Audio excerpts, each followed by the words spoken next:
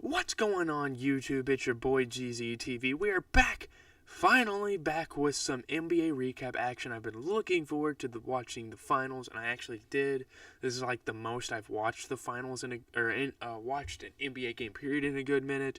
I mean, I watched a lot of second round, but honestly, I was hanging out with friends a lot for the conference championship, so I don't really watch those as much. But we're back on the grind. We're back to watching a lot of basketball.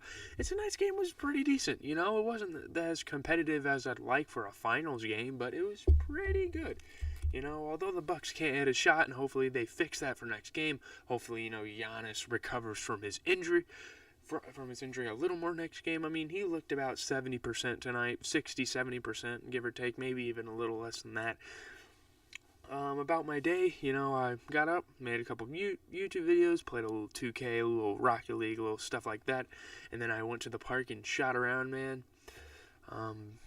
Tomorrow I got work, but I will still be making sure to give you guys all the premium YouTube content you guys deserve. So leave a comment, I'm stuttering. Subscribe for more content. I will definitely be on the grind, especially during the finals. And the NFL season.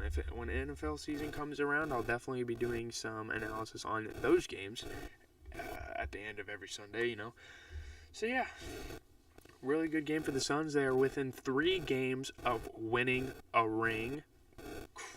Chris Paul winning his first ring. Pretty much everybody on that squad winning their first ring. I don't know if Jay Crowder won when he made it. But, Bucks didn't play too bad, especially since Giannis was kind of struggling with an injury.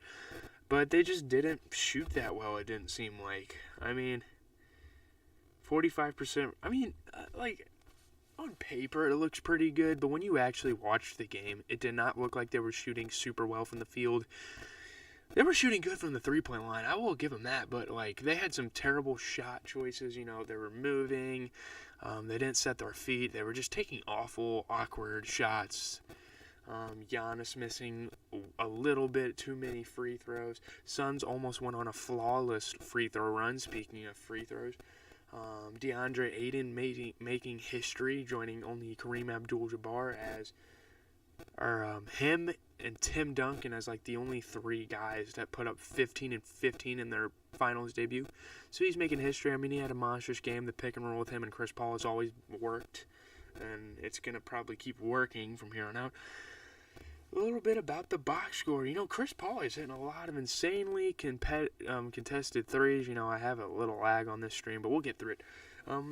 Chris Paul hitting some contested shots. Giannis coming back, 20 and 17, pretty good game. Chris Middleton was playing really well, 29 points. That's really all for them.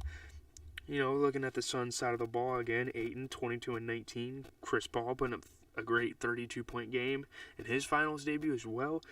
Devin Booker, 27 points. Cameron Payne gave him pretty decent minutes, hitting a couple threes down the stretch. Thursday is game 2. I don't know why I was lagging a little earlier, but anyways, Thursday is game 2. Something to look forward to. Bucks got to get their act together. Got to get their stuff together. They got to start hitting a little more shots. Giannis, I just don't like the way the guy plays. He drives, draws fouls, but he can't hit free throws, so it doesn't really make sense. Obviously, there's really not much else he can do. He doesn't have a shot on him. Jrue Holiday needs to play a little better. I will say that. PJ Tucker didn't do too bad on defense. Bryn Forbes hit a couple really big threes down the stretch for them. They lost, but he needs to continue to do that throughout the series. Yeah, it should be a pretty good series. They got to stop Devin Booker's pull-up mid-range fadeaway, on the left side of the court. He does it all the time, yet somehow they're not picking up on it. I don't really understand why. They need a game plan for Devin Booker's fadeaway mid-rangers. So, Chris Paul's pick and roll. They have a lot of stuff to figure out with this Phoenix offense. They find a lot of ways to score. So it's a big, a lot on their plate to deal with. But I think they should be able to deal with it. So yeah, I've got 2. I don't know why it's doing this. Gosh darn it. Skipped frames. Anyways, GZTV, leave a like, comment, subscribe. I'll see you guys tomorrow for 2 track reviews and an album, a first listen of Vince Staples' album. So yeah, leave a like, comment, subscribe. I need all the support I can get. suggest